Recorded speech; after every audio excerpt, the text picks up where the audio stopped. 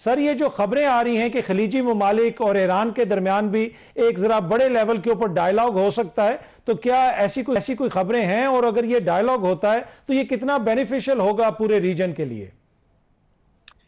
G thank you very much Kazmi sahab. دیکھیے unfortunately جب یہ کانفلکٹ شروع ہوا تو آپ کو یاد ہوگا ایران نے اپنی ریئیکشن میں یا ریٹیلیشن میں جو ٹارگٹ کیا تھا گلف ممالک کو، اس سے بہت تشویش پائی جاتی تھی، نہ صرف گلف ممالک کے اندر بلکہ دنیا بھر میں بھی. آپ نے دیکھا کہ سب نے کنڈیم کیا بیکاز یہ جو خلیجی ممالک تھے ان کی تو کوئی جارحانہ عزائم نہیں تھی. تو دیر فور جب یہ معاملہ آگے بڑھا، سیز فائر ہوا، الحمدللہ اب ہم دیکھ رہے ہیں کہ ایک MOU بھی ہمارے سامنے ہے جس میں ہم بات کر رہے ہیں کہ ودن 60 days ایک پراپر ڈیل بھی سامنے آ جائے گی. تو کچھ کنسرنز جو تھیں ان کو ایڈریس کرنا بھی بہت ضروری تھا. ہم نے دیکھا کہ قطر کا جو شامل حال ہونا ہے کاظمی صاحب اس تمام پروسیس میں، پاکستان کی میڈیشن تو ہو رہی ہے لیکن قطر کا جو شامل ہونا ہے وہ بھی بہت اہمیت کا حامل ہے، بیکاز وہ تمام کنسرنز جو کہ گلف ممالک میں پائے جاتے ہیں ایران کے حوالے سے ان کو بھی ایڈریس جب تک نہ کیا جائے تو کوئی بھی جو سیٹلمنٹ ہے وہ دیر پا نہیں ہو سکتی. کیونکہ آپ جانتے ہیں کہ گو کہ یہ چیز تو بالکل واضح ہے کہ ایران کے حوالے سے جو ابھی سولوشن سیٹلمنٹ ہو رہی ہے وہ اسی چیز کا اندیا دیتی ہے کہ یہاں پہ جو ایک میں سمجھتا ہوں پٹارا کھل گیا تھا جنگ ہونے کے بعد، کہ اس میں لیبنان بھی شامل ہو گیا، حزب اللہ کی بھی باتیں ہونے لگیں، پھر ہم دیکھ رہے تھے اسرائیل بھی سپوائلنگ کا کردار ادا کر رہا تھا، ہوتیز بھی تھے. تو یہ ایک بہت بڑا کینوس بن چکا تھا.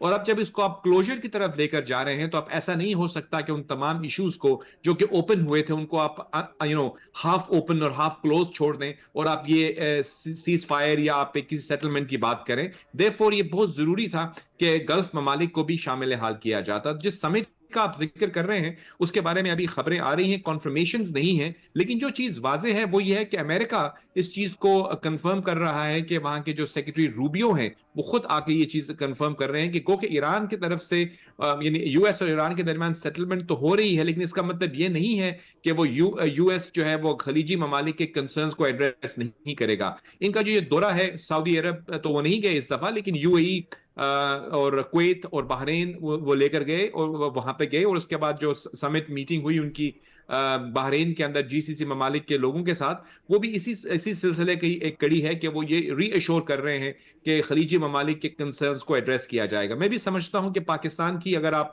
فورن پالیسی کا ذکر کریں تو وہ بھی میری نظر میں پاکستان کی فورن پالیسی کا ایک ستون ہے ہماری گلف کے ساتھ ریلیشن شپ.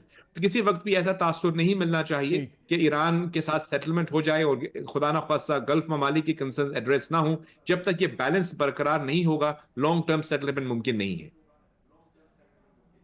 اچھا سر، جو پاکستان نے ایران اور امریکہ کے درمیان مذاکرات کروانے کے حوالے سے، دونوں کو ایک ٹیبل پر بٹھانے کے حوالے سے کردار ادا کیا، اس پہ عالمی میڈیا نے بھی رپورٹ کیا، پاکستانی میڈیا پہ بھی کافی زیادہ بات ہوتی رہتی ہے.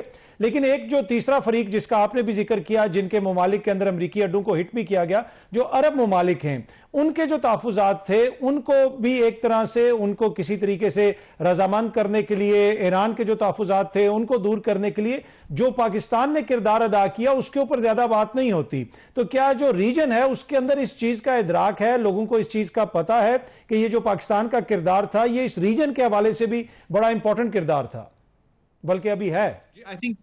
جی بالکل ہے. اور میں سمجھتا ہوں کہ پاکستان کی، دیکھیے میرا کیونکہ اوبیسلی تعلق رہا ہے سفارتکاری کے ساتھ بھی اور اس سے پہلے میڈیا سے بھی منسلک رہا ہوں، تو مجھے موقع ملا ہے مختلف ویو پوائنٹ سے پاکستان کی جو ڈپلومیٹک جرنی ہے اس کو دیکھنے کا.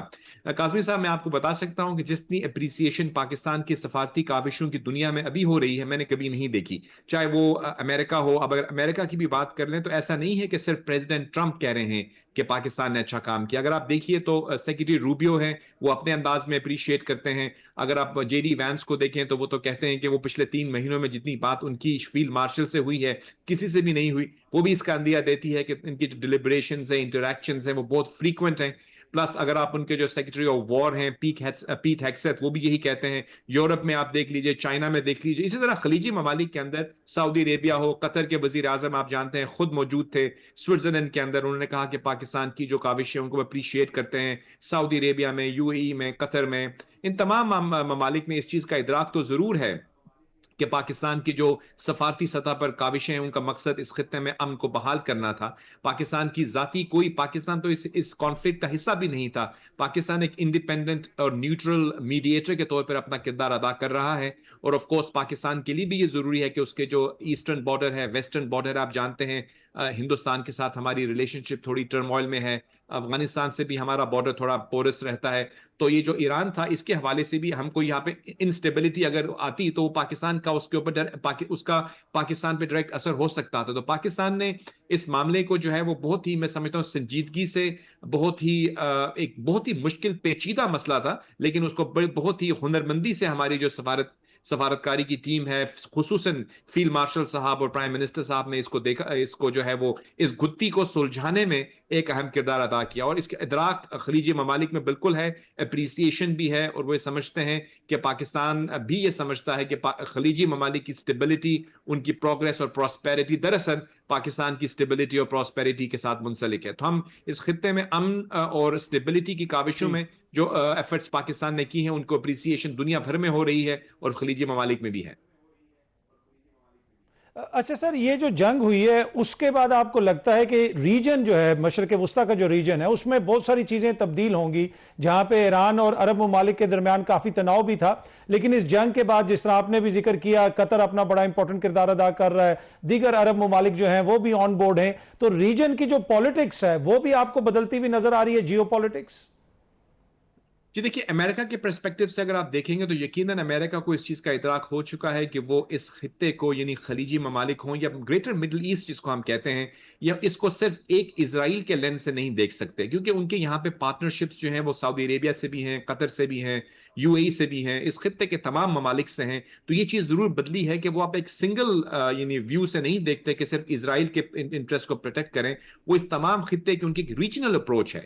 اس کو کہا جا رہا ہے واشنگٹن کے پالیسی سرکلز میں، کاظمی صاحب، ری امیجننگ دا مڈل ایسٹ، یعنی وہ ری امیجن کرنا چاہتے ہیں مڈل ایسٹ کی ریلیشن شپس کو اس انداز میں کہ یہاں پہ اسٹیبلٹی ہو، اور بالخصوص جو انرجی اور آئل اینڈ گیس کی یہاں سے ایک ایمینیشن ہوتی ہے، اس کے جو پورے خطے کو، پوری دنیا کو ریکوائرمنٹ ہے. تو اس لیے یہاں اس خطے کی اسٹیبلٹی جو ہے وہ دراصل پوری دنیا کی اسٹیبلٹی سے منسلک ہے. دیرفور میں سمجھ رہا ہوں کہ امریکہ اب اس چیز کو سمجھ چکا ہے کہ وہ سنگل ویو پالیسی نہیں رکھ سکتا، وہ ان تمام ممالک کے ساتھ ایک ملٹی لیٹرل ریلیشن شپ رکھنا چاہتا ہے. آپ جانتے ہیں اسی لیے جے ڈی وینس جو ہیں یا مارکو روبیو، وہ اس خطے میں بڑے فریکوینٹ وزٹرز بھی ہیں اور اس معاملے کو مزید آگے بھی لے کر چلیں گے. پاکستان بھی اس حوالے سے آپ جانتے ہیں کہ اپنے کردار کو ادا کرتا رہا ہے اور کرتا رہے گا، اور ریجنل جو پالیٹکس ہے اس کے اندر بھی پاکستان کا ایک کلیدی کردار ایمرج ہوتا ہوا نظر آ رہا ہے. ٹھیک. اچھا سر، اس ریجن کی اگر بات کریں تو اسرائیل کی یہ بڑی دیرینہ خواہش ہے کہ میرے مختلف ممالک کے ساتھ تعلقات جو ہیں ان میں نارملائزیشن آئے، لیکن یہ جو حالیہ جنگ ہوئی اس سے لگا ایسے کہ اسرائیل کے خطے میں نئے پارٹنر کیا بنتے، عالمی سطح کے اوپر بہت سارے کرٹیسزم کا اس کو سامنا کرنا پڑا، یہاں تک کہ ہم نے پہلی دفعہ دیکھا کہ امریکن ایڈمنسٹریشن نے کھل کے وائس جو پریزیڈنٹ ہیں انہوں نے اسرائیل کے اوپر تنقید کی. اس کو آپ کیسے دیکھتے ہیں سر؟ جی بالکل، کیونکہ دیکھیں اسرائیل کا جو کانڈکٹ تھا، دیکھیے اگر آپ تھوڑا تاریخ میں چلے جائیں تو بہت پہلے ایک اوسلو ایکارڈ ہوا تھا، اس کے نتیجے میں یہ کہا گیا تھا، جو اس وقت کے پی ایل او کے سربراہ تھے یاسر عرفات اور اس وقت کے اسرائیلی جو پرائم منسٹر تھے، ان کے درمیان ایک بہت ہسٹورک ایکارڈ اوسلو میں ہوا.